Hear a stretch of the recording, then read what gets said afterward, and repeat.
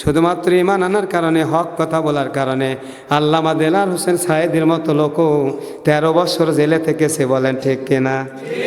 হয় নাই? জোরে বলেন ঠিক কিনা? কোনো অপরাধ ছিল না।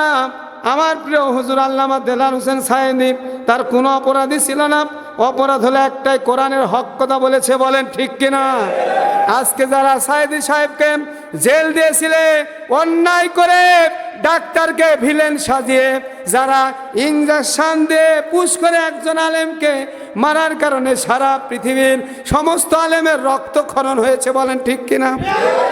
সমস্ত আলেম আল্লাহর কাছে হাত তুলে তাহাজ্জুদের বিছানাতে আল্লাহর কাছে হাত তুলে দোয়া করেছে, আল্লাহ যেই জালেমটা আল্লামা সাঈদীকে মারলো, আল্লাহ সেই জালেমের বিচার আমাদের চোখের সামনে দেখাও, আমাদের চোখের সামনে দেখাও।